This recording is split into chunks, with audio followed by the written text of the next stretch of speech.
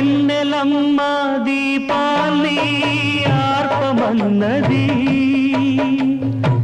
మల్లెలమ్మ పరదాలు మూయమన్నది.